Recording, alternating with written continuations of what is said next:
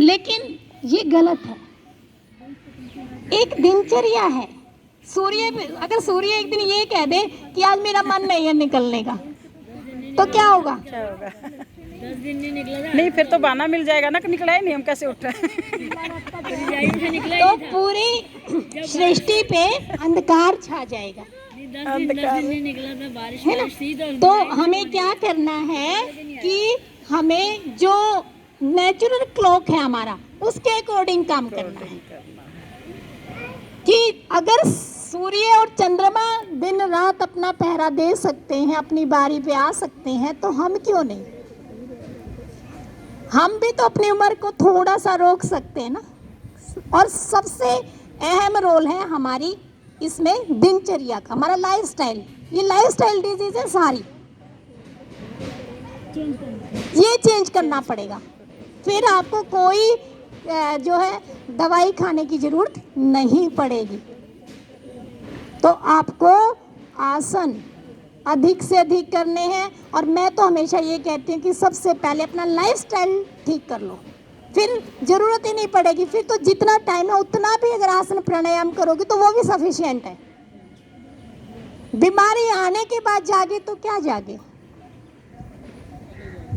इसलिए आप सभी को ये जरूरी है कि आप पहले जो रूटीन है आपका उसको ठीक करें। आज मैं बार बार इसी बात पे जोर दे रही हूँ कि आने ही ना दो, बीमारियों को आने ही नहीं देना है।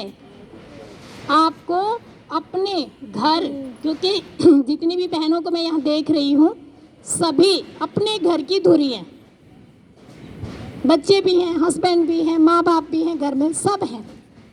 और अगर आप ही अस्वस्थ हो जाएंगी तो फिर मेरे ख्याल से वहाँ पर बीमारियों का आना संभव है। क्यों? देर से उठोगी फिर वो फास्ट फूड आएगा घर में, क्योंकि समय नहीं है। अगर सही ढंग से करो, जो आजकल सब्जियां और जो फल फ्रूट आया है वो भी अगर खा लो। अब शुगर वाले बहन है कोई भी सबसे ज़्यादा जैसे चीनी है, जीभ पे रखा और एकदम से वो ब्लड में घुलती है, क्योंकि वो लिक्विड फॉर्म में। चाय में चीनी डालोगे वो नुकसान करेगी, शुगर को बढ़ाएगी, एकदम से रेज हो जाएगा। जो फल फ्रूट हैं उनमें हालांकि शुगर होती है लेकिन वो टाइम लेती है, वो डाइल्यूट होने में ब्लड में टाइम लेगी। जो नेचुरल चीज़ें हैं सिर्फ हमें वही खानी है। सूक्ष्म व्यायाम कर लीजिए साथ साथ में।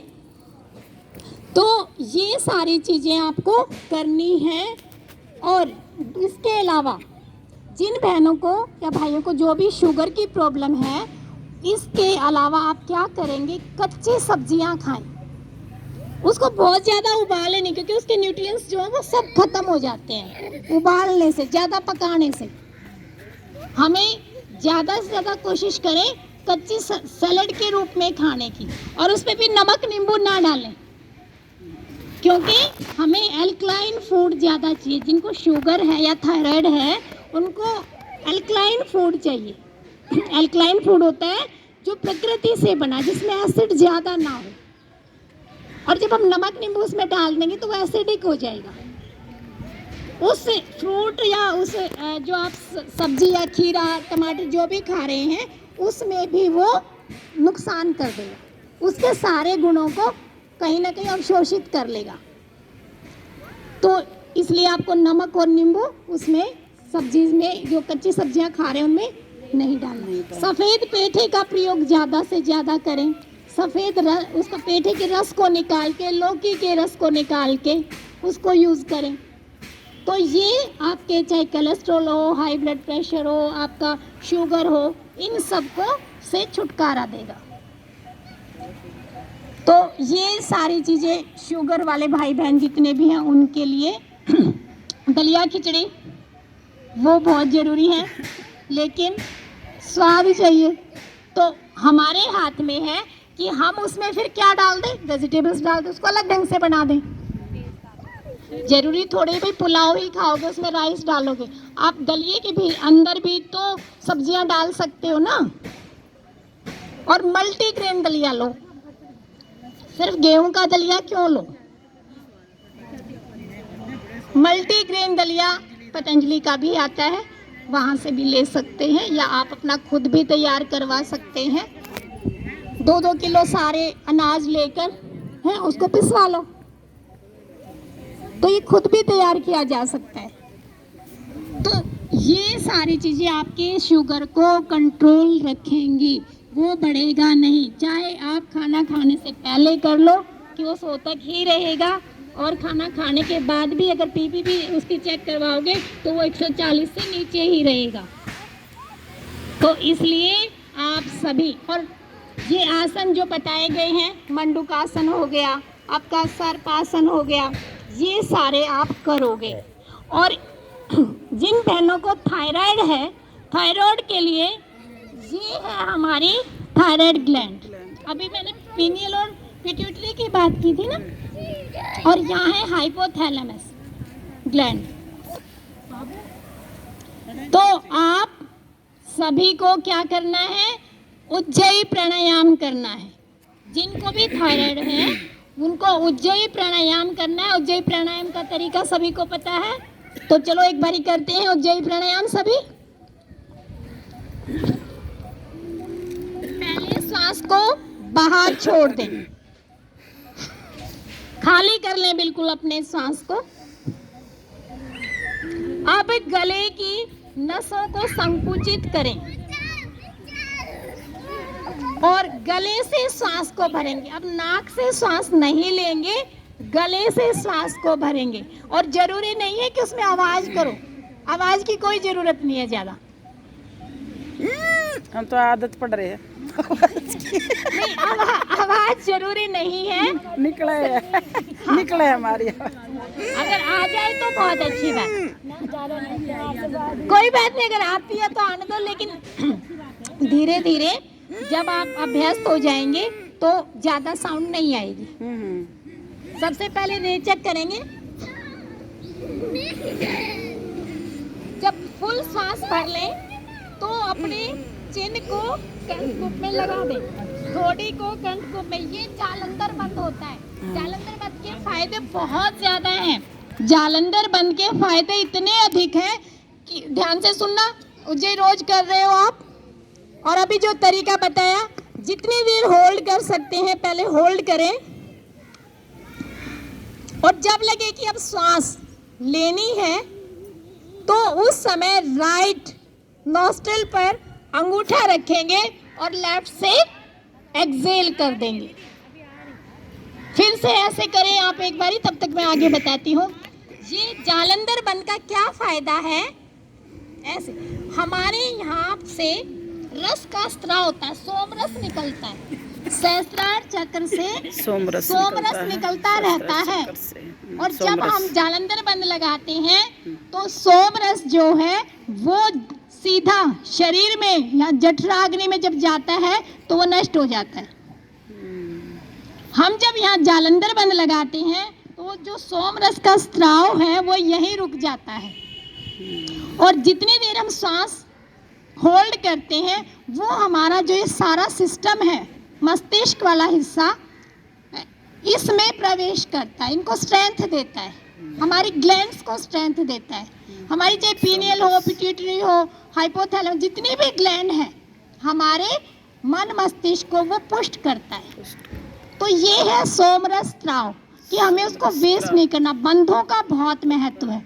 जब आप सांस छोड़ी, मूल बंद खींचा, तो जितने भी आपके एक्सक्रीटरी और रिप्रोडक्टिव सिस्टम हैं, जितने भी आपके द्वार हैं, वो क्या होते हैं, स्ट्रॉन्ग होते हैं। क्योंकि जितना हम इनको ऊर्ध्वरेती बनाएंगे, ऊर्ध्वगामी बनाएंगे, उतना हमारी उम्र लंबी होती है। बंधों का महत्व है ये, जो आपके थायराइड और जो जितनी भी बीमारियां हैं, चाहे वो शारीरिक है या मानसिक है, उनकी प्रताड़ना से आपको छुटकारा दिलाता है। बंध जितना लगाओगे, कुंभक, इसको कुंभक कहते हैं, कि श्वास को होल्ड करना है। तो उड्डयन बंद जब लगाते हैं तो जो भी आपके पेट से संबंधित समस्याएं हैं वो खत्म है, सिर्फ बंद लगाने से। पूरा संकुचित करते हैं। ये देखो, लगा। और जब आप कपालभाति करते हो और उसके बाद जब महाबंद लगाते हो, महाबंद कैसे लगता है कि मूल बंद, उड्डयन बंद जालंधर और जालंधर बंद एक साथ, महाबंद। जब एक साथ लगाओगे और वो जो ऋषि मुनि दिव्यता प्राप्त करते थे वो ऐसे ही करते थे बंदों के माध्यम से। आप देखो पूरा आपकी आंखें बंद हो जाएंगी, ऐसा लगेगा जैसे आप अंतर ध्यान कर रहे हो। ये ध्यानस्थ अवस्था है जब आप बाह्य प्राणायाम करते हो। कहने को बाह्य है ये, लेकिन अंतः कुंभक लगते हैं इसमें। अंदर की अंतड़ियां जो हैं वो स्क्वीज होती हैं, और जब कोई भी चीज संकुचन और प्रसारण होगा तो वहां पर मूवमेंट होगी। जहां गति है वहां जीवन है, और जहां पर रुक गए वहां पर क्या है, मरण है। तो ये सारी ये जो बंद आपको बताया कि बंद की क्या उपयोगिता है हमारे जीवन में। ओम का जब हम ध्यान करते हैं, उस प्रणव का ध्यान करते हैं तो क्या उपयोगिता है, भाव के साथ करते हैं तो क्या। जहाँ आप ध्यान, अगर बच्चे की स्टडी पे ध्यान लगा लोगे तो वही एक्सीलेंट हो जाता है। तो जब हमारी कोई भी एक बात और ध्यान आ रही है मुझे आप सबको बताने के लिए, जब हम कहते हैं ना कि हम योग कर रहे हैं, क्यों कर रहे हो, क्यों कर रहे हो, बीमारी पतले होने के लिए। माता जी आप क्यों कर रहे हो, स्वस्थ रहने के लिए। करो योग रहो निरोग, बिल्कुल। तो हमारे दिमाग में ध्यान से सुनना क्या रहता है कि मुझे मोटापा है वो कम करना है, मैं इसलिए जा रहा हूँ। मुझे शुगर है इसलिए जा रहे हैं, मैं इसलिए जा रहा हूँ, कारण है मैं स्वस्थ रहूं। आज मैं स्वस्थ हूँ, माता जी की बात को लेते हैं, आज मैं स्वस्थ हूँ लेकिन मैं आगे भी स्वस्थ रहूं। ये सबसे हेल्दी बात है। जब हम बीमारियों को ध्यान में रखते हैं तो वो बीमारियां जाती नहीं। हम जब ठीक हो जाते हैं, जैसे मान लो शुगर है किसी को, उसकी शुगर नॉर्मल हो गई, जितने भी इलाज किए उसने उसकी शुगर नॉर्मल हो गई, फिर भी वो कहता है मैं शुगर फ्री होना चाहता हूँ कि मुझे शुगर की बीमारी ना हो, मुझे ना डायबिटीज़ ना हो, इसलिए मैं योग करता हूँ। जबकि बीमारी है नहीं उसको, वो वहीं अटका हुआ है, वही अटका हुआ है। तो वो उसको बार बार निमंत्रण दे रहा है, वो दोबारा आ जाएगी। ये सच में बात है। इसलिए आप जब भी हेल्दी हो आप उस बीमारी को दिमाग से निकाल दें कि मैं स्वस्थ हूँ। ये मोटापा जो भी आ रहा है क्या? हो सकता है भाई, अब आप ढूंढो। मैंने तो बता दिया है, अब आप देखो कि क्यों आए।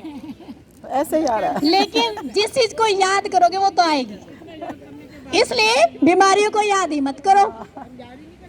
हाँ तो रोज क्या कहेंगे, मैं स्वस्थ हूँ, मैं स्वस्थ हूँ। सभी बोलो, मैं स्वस्थ हूँ, मेरा परिवार स्वस्थ है, मेरा परिवार स्वस्थ है, मैं सबसे सुखी आत्मा हूँ, मैं सबसे सुखी। सबसे पहले तो आप अपने आप को आत्मा मानना शुरू कर दो, शरीर है नहीं आत्मा है। ठीक है, क्योंकि ये तो नश्वर है, ये तो जाएगा। और ये आत्मा को रोज बूढ़ा हो रहा है, रोज बूढ़ा हो रहा है। तो मैं सबसे सुखी आत्मा हूँ, मेरा जन्म इस धरती को प्रकाशित करने के लिए हुआ है, मेरा जन्म इस धरती को प्रकाशित करने के लिए हुआ है। मैं और मेरे दो नहीं अपितु सारी पृथ्वी मेरी है। वसुदेव कुटुंब मेरे दो नहीं, सारी पृथ्वी मेरी है।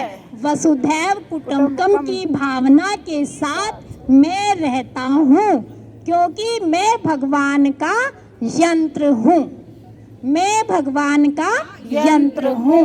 मेरे द्वारा ही भगवान सबको स्वस्थ करता है, मेरे द्वारा ही भगवान सबको स्वस्थ करता है। चलो भैया, अगले मैं एपिसोड में बहुत ज्यादा ही लंबा हो गया। पुण्यमयी